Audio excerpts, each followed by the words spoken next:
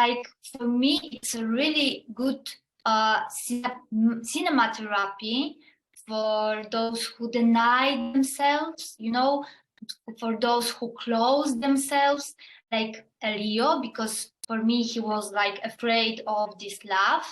And it's not only for me like movie about closeness with somebody, but mainly to have the connection with ourselves, the closeness to yourself, you know.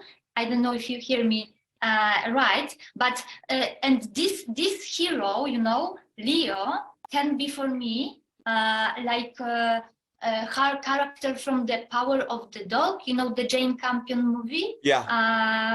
This, and this is really interesting that this aspect, you know, this closeness to yourself. And I'm just wonder, what do you think about this? Because he lose connection a little bit with himself, yeah.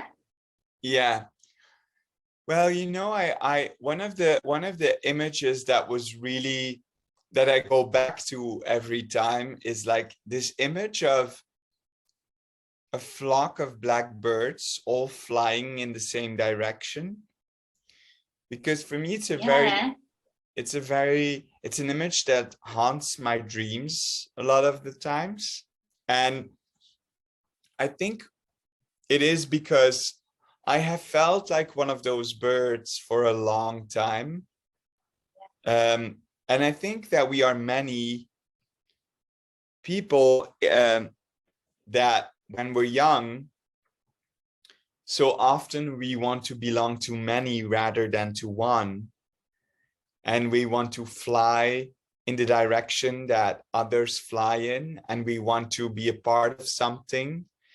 And sometimes in order to do that, we betray how we actually feel, and we betray parts of ourselves in order to do so. And I feel like then later, when we realize we don't want to fly like the others anymore, we need to deconstruct, you know, the things that we have created and the elements that are actually really ourselves. And so I feel like these pieces, both Girl and Close, are invitations to look at that type of creations, you know, young people who really want to disappear in that flock of blackbirds, and therefore, you know, don't always listen to their profoundness, to their hearts, to their inner voice. And I find it important to talk about that.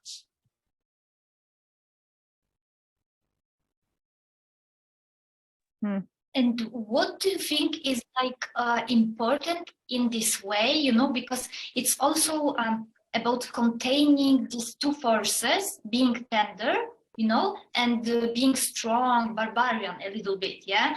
I mean, to this way to become not even a human, but a man. You know, for me, it's really interesting, this masculinity thing, because I wrote a book about the crisis of masculinity in Poland. And, you know, I just do research about that.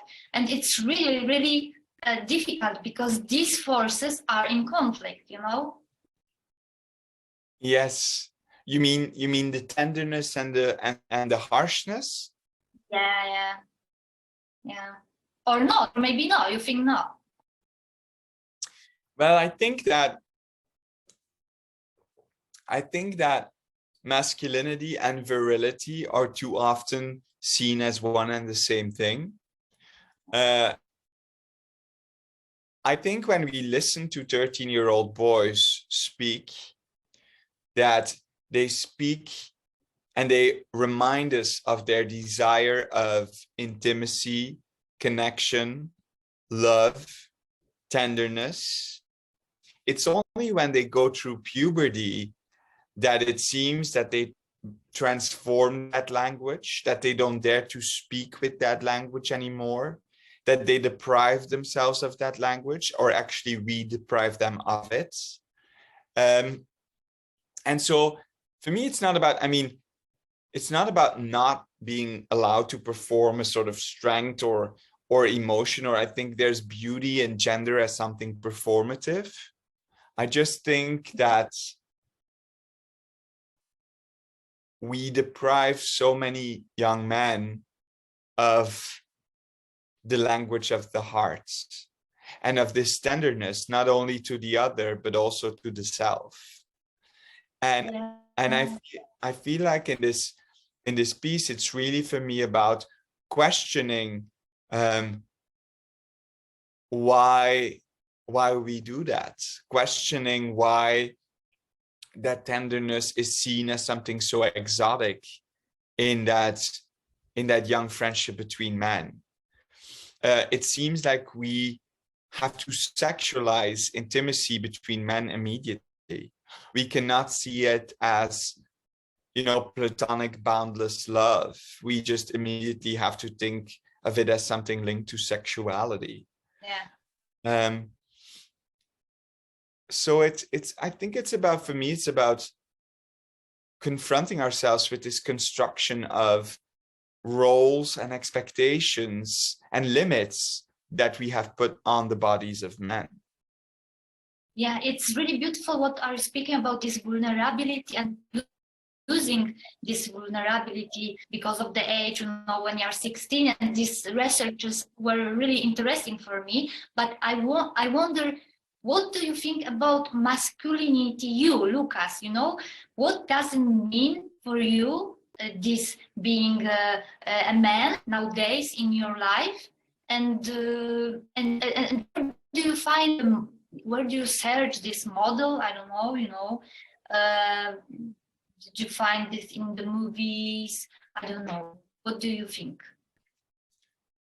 Well, it's a very complex topic for me. I mean, like I said, I'm someone who from a very young age felt the conflict of the body I was born in and the expectations that were put upon it.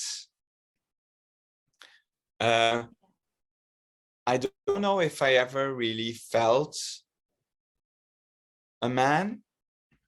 I don't know if I ever really, I mean, if a man is what I saw represented around me as like the images, I've never really felt very connected to that. So I don't,